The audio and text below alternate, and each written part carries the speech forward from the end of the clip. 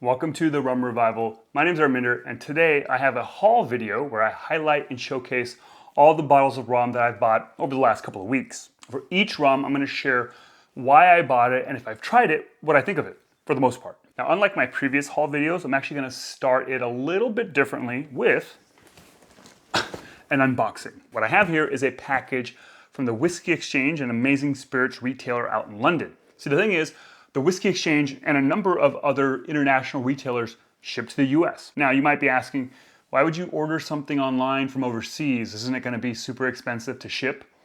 Yeah, but here's the thing. Here in the US, we don't get every single rum that's released.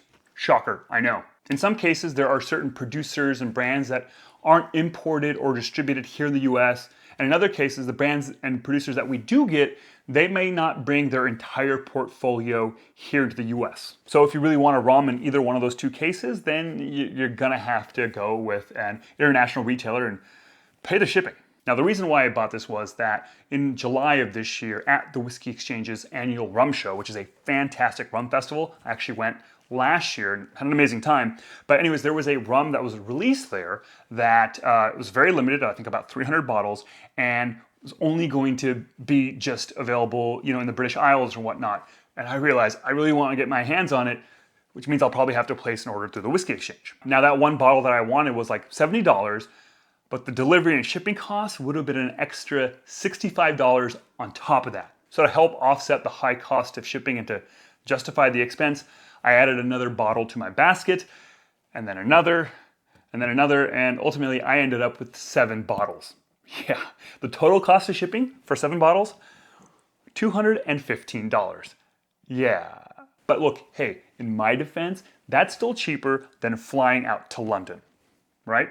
Now, all 7 of the bottles that are in this package are all from producers from the British Isles. We've got the Isle of Man, England, and Scotland. And I first had them when I went to the rum show last year. Didn't know much about the rum scene out there and was kind of blown away by what I got to try and the people I got to meet. You know what? I figured let's order a bunch of them and enjoy them and share it with y'all. And even though I'm showcasing these rums that you can't really get here in the US, after this unboxing, I will highlight a number of rums that I did buy here in the US that you can get your hands on fairly easily.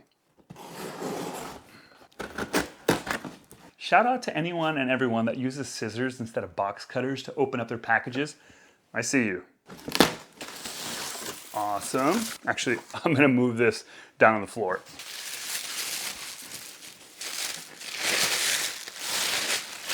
Okay, finally. So first up, we have 2 rums from Outlier Distilling. They are a fairly new distillery. Actually, in fact, all of the rums that I'm gonna pull out are from producers that are fairly new. I think all of them are started around 2019 or 2020, thereabouts. They're on the Isle of Man, which is a small island in the Irish Sea. I think their distillery is in a milk shed on a farm out there. I didn't know anything about them, didn't know they existed, but when I went to the rum show last year, I went to their booth and they had a lot of fun energy going on there at the booth, and they were giving out daiquiris, serving out daiquiris, and it was delicious.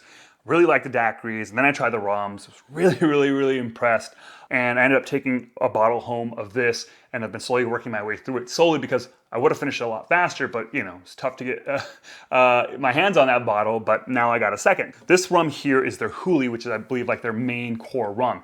It is molasses-based, it's bottled at 41% ABV, it's unaged. So the rum is actually double distilled on their wood-fired hybrid still. And this was just a very tasty, crushable kind of rum, fantastic in a daiquiri. But to me, this, the Hurricane, oh my God, love this rum so much. This was the highlight in terms of all the rums I had at the rum show last year. This was by far my favorite. This is, there's a lot going on. 64% ABV, and the bulk of this rum, like 90+% or whatever, actually starts off as kind of undiluted Huli, right? And a portion of it, the remaining 1.5% or so, whatever it is aged, I believe, first initially in a very peaty Ardbeg ex-sherry cask, and then it's transferred over to a new American oak hogshead cask for some further aging. Then it's blended in with the unaged, undiluted Huli. This has like a really nice vanilla sweetness, some malty cereal flavors, some juicy fruits. There's even like a touch of brine and like a little bit of a medicinal thing that I absolutely love. And then in a daiquiri, best thing ever, right? It's like pear juice, a little bit of smoke, some brine, a little bit of vanilla, just a crushable yet slightly boozy daiquiri, and love it. Now for the next bottle, it's actually another rum from Outlier, and in fact, this is the rum that I made this whole purchase for, and that is their Millions of Peaches. So this was the rum that was premiered at this year's rum show, and everyone I know who went raved about it. So what Millions of Peaches is I believe it's probably undiluted Hooey that's aged 3 years in a Sauterne cask. Now if you're not familiar, that is a French sweet wine.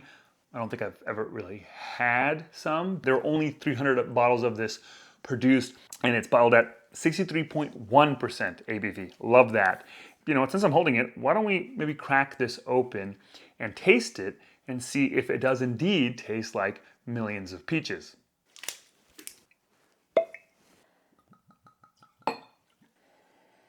I mean, that's ridiculous. Totally. Peaches, stone fruit. Oh my God, that is insane. Aptly named for sure, at least on the aroma.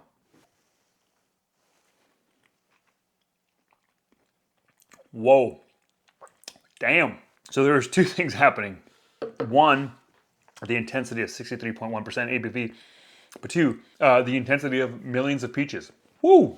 Oh, the finish is really maybe my favorite part because it is this lovely, lingering peach, almost lychee kind of note, like chrysanthemum, some kind of floral note on the finish, more than just peaches to this, but that is pretty bold and in your face. Next up, we have Dropworks. Again, fairly new distillery. They're out in England, and they are supposedly the largest rum distillery in Europe. Crazy. I was vaguely familiar with them before going to the rum show last year because I think I saw their bottles somewhere online, you know, and these are obviously very striking. They're quite a trip, and I appreciate that they are very different for sure. The thing that they kind of talk about when it comes to production is that they kind of lean heavily into this kind of yeast strain that they use. It's kind of like a what they're called their Trinity yeast, which is a blend of 3 different yeast strains that they use to create kind of unique fermentation flavors. So what we have here is their clear drop, the one in the blue. This is probably their kind of core rum. It's 45% ABV, it's unaged. It's made from molasses and cane syrup, and it goes through, I guess it's technically a blend of 4 different marks. Each one goes through a different fermentation, that's 4 to 7 days. In total, 5 different yeast strains are used. I think 2 of the marks are column distilled, the other 2 are double retort pot still distilled. I know I had this at the rum show, but I don't really remember it. There's a lot going on, as you can imagine, so I'm excited to crack this open, try it neat, try it in a bunch of daiquiris. And then the one bottle that I did take home last year from them was the Funk Drop. I still have like this much left, and this is a big behemoth like the Hurricane. This is 63% ABV, unaged, so you know, right up my alley. So this is made from cane syrup. It goes through like a 7-day fermentation with that Trinity yeast. They do use dunder and they use muck, but the muck that they use actually is used instead of like a after fermentation. It's used in the distillation process, and they distill it on a double retort still. I don't know enough about the science of how that works, adding muck during distillation. Maybe other folks do that, I don't know, but I find that very interesting. This is, you know, very, very concentrated fruit notes. It's a little sharp on the palate. It kind of tastes like a oily, sweet, fruity, salty mango in a way, but there's also like a little bit of like mothballs on the finish, which is pretty unique. I want to give a shout out to Steve the barman for giving me the recommendation to use this rum in a bramble. It was delicious. I've actually made a few of them now. It's a little bit of like a salty, savory, juicy cocktail, super drinkable. So the next 2 rums are from Ninefold. This is a distillery out in Scotland, also like the other 2, a fairly new distillery, 2019, 2020, I believe. And they're in the southwest of Scotland on a farm. And they were at the rum show when I went, and I definitely tried their rums. I didn't have enough space in my luggage to bring any of their bottles, but I remember liking them. And I said to myself, if I ever had the opportunity to place an order on the Whiskey Exchange, I would make sure I would add a bottle or 2, which is what I did. This is a single cask release. This is their, what are they calling it? I don't know if it has a specific name, but it says cask exclusive for the Whiskey Exchange. This was actually exclusive. This was launched at the Rum Show last year, so I definitely had a taste of it. It's aged 3 years. It says an ex-bourbon cask, and I think on the website, though, it specifically says an ex-Woodford Reserve cask. Bottled at 62.2% ABV in 207 bottles. And I mean, come on, look at that bottle. That is gorgeous. I think all their bottles have this kind of beautiful design, and it's just gorgeous. Love that. But I was really excited as I was placing this order, realizing that this rum here, which has just been launched, was available on the Whiskey Exchange as well. This is their Merchant Parrot. This was made available at this year's Rum Show, as was the Millions of Peaches. And this is an unaged, overproof, pot distilled rum bottled at 63.5% ABV. So you know I had to get it. That stuff is my, some of my favorite kind of rums. And I was super excited that they were doing one. And again, look at that bottle. Beautiful. So that is the 7 rums that I bought. I will say this, if you ever have the opportunity to go to London or anywhere in the British Isles, check out the rum scene out there. I think they're doing some really cool stuff. And if you want more information about them, actually check out the Rumcast. They did like a 2-hour episode where they tasted through a bunch of the rums from these distilleries and other distilleries from the British Isles. And I'll make sure to link down below in the description to that episode. It's a great listen, definitely worth checking out. All right, so let's focus now on rums from here in the US that are available to you and me fairly easily. That doesn't cost you a lot to ship. We're gonna start with Rum It All Baseline. This is a brand new rum, brand new brand producer. I mentioned it in my last new releases video. Now, the person behind this brand is Robin Smith. She's a distiller, a chemical engineer, and a YouTuber. She has This Blog's Neat YouTube channel where she dives into rum and definitely provides like a really cool kind of scientific deep dives into rum. Really great, lots of educational content there and just fun content. And this is her brand. She produced this rum in collaboration with Dead of Night Distillery in LA. This is the first rum that's being released from her. And this is 49% ABV, unaged, pot distilled molasses rum. What's really interesting here is her fermentation. The duration of the fermentation is between 16 to 22 days. So creating lots and lots of flavors, a lot of congeners. On the palate, it's got like some earthy honey notes, a little bit of citrus notes, some cinnamon. It's really, really interesting and really flavorful.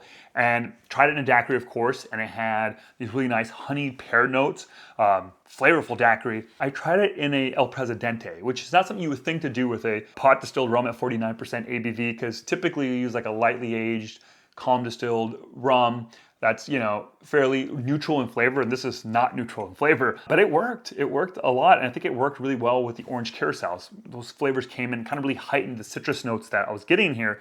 That curacao really heightened that. So if you're looking for some kind of like a big, bold El Presidente, this was a fun rum to use in that.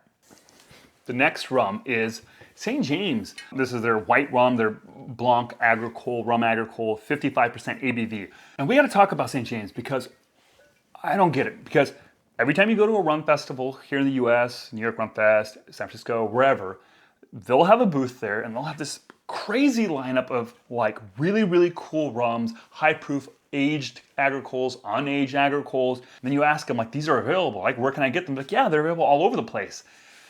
And they're not, because I've not seen a single one of those rums anywhere. All you see, and you rarely even see any of their rums, at least on the West Coast, you barely see any of them, but you see the 40% unaged agricole, and then you see whatever the slightly aged 40% rum is, like the VU or whatever it is, and that's it. And frankly, I don't like those rums. So it's kind of like always aggravating to see them at a festival, try them, and knowing that you'll never actually get your hands on them. But here, finally, the 55% ABV Blanc. This randomly showed up on a website, what is it, High Time, Wine Cellars, whatever they're called, in Costa Mesa. They had them. They saw out of nowhere a couple of weeks back. So easily one of the quickest, fastest purchases I've ever made. I'm like, my God, finally, yes, please. Instantly purchased it, and I'm super excited to dig into this. What is going on with St. James? I would love to see more of their stuff. Hopefully this is a sign of things to come. And then these two rums. Santa Teresa, these are the two cask finish rums. We have the one that was released early this year or late last year. This is the Speyside Whiskey Cask Finish, and this is the Arabica Coffee Cask Finish. Now both of these start as the standard 1796 release, and then they're finished for a certain amount of time. The Speyside Whiskey is finished 13 months in Speyside Whiskey casks, and then for the Arabica Coffee Cask, it's finished in casks that previously held a rum-based cold brew coffee. Whatever. The remarkable thing about these is that they're bottled at 46% ABV, unlike the standard 1796, which is bottled at 40%. I was at Total Wine, actually buying wine, weirdly enough, and I saw these at an end cap. I looked at them, I was like, I think I'm buying these. It was like an impulse purchase, and I usually, when it comes to rum, do not do impulse purchases. But I just saw them sitting on the shelf together like this, and that part of my brain that likes to collect things and put them next to each other and display them kind of went off and said, you need to buy these. So I did. I've got thoughts. I've got varied thoughts. Varied, V-E-R-Y-V-A-R-I-E-D, thoughts. I have thoughts about these rums, some strong opinions and thoughts. And as you see, I've had a decent amount of these, and I'm not going to share them in this video. Sorry to be a tease, because I think I actually want to do a full-on video focused solely on these. Well, these two plus the main line 1796, because I want to share some thoughts, and I don't do enough rums from South America, from Central America, and from those regions, and so I want to kind of put a video that focuses on a producer from out there. So I'm going to share that hopefully in the coming weeks. So the next release, I went to a random liquor store in San Diego when I was there a couple weeks back, and I found what I think might be a Dusty. It's tough to say. It's this rum here, 50% ABV from Martinique, unaged rum agricole from Duquesne. Not even gonna try. Anyways, I don't know if this is imported into the US anymore. I think this was imported initially by Ed Hamilton. In fact, I know it is because it said imported by Caribbean Spirits. I don't think he carries this anymore. And I don't know how long ago that happened. I don't know if that was 3-4 years ago, a year or two ago. But I looked online and I couldn't find any retailer that had them. But not only that, I looked on the Whiskey Exchange, a bunch of French retailers to see if they had this, and they weren't carrying it either. So I don't know what that means. Are they not producing rum? Are they not exporting rum out of the country? Not entirely sure, but I had to grab a bottle, and I'm excited to have it. I kind of actually really dig the label. It's very kind of throwback, old school. This might not be throwback on purpose. It just might be what they thought was cool and hip and cutting edge at the time. But I love it how old school it feels. I actually want a poster of that. That looks very cool. Anyways, that's that. And the last bottle I bought was Don Q Coco. Yes. You might be like, what the hell are you doing buying a 21% ABV rum with natural coconut flavor? Good question. Well, because my wife is really into Maduri cocktails right now, and she found a couple of recipes that included Maduri with coconut rum, and we didn't really have any coconut rum. Now, when we were at a shop, we stumbled upon this, and I figured, you know what, screw it, let's buy it and use this to make a bunch of cocktails with the Maduri. And so, yeah, we only made one, and it was like a Maduri, pineapple, vodka, and this, and it didn't taste good. Now, I've had some fantastic Maduri cocktails, but that was not one of them. Maybe I should do a taste off with this and the Malibu. Where did I put it? Actually, maybe I should make that a Patreon exclusive. If you really want to see me do a taste test between Don Q Coco and Malibu, you're gonna have to pay for that. You're not gonna get that for free, that's for sure. Some things are just worth it, you know? All right, so that's it. That's my rum haul from the last couple of weeks. Definitely probably spent more than I should have. Well, I definitely spent more than I should have on shipping, that's for sure, but I regret nothing. Now, this is what I have, but I'm curious, what have you bought over the last couple of weeks? What have you really enjoyed that you've purchased? Let me know by leaving a comment down below. And if you're interested in maybe checking out me trying these rums for the first time, some of these rums from the British Isles, then check out my Patreon page. I do a lot of first impressions videos there where I crack open a brand new bottle, give my gut reaction to it. So if you're interested in seeing that kind of stuff, interested in supporting the channel, then check out my Patreon. Thanks so much for watching. Catch you all next time. Cheers.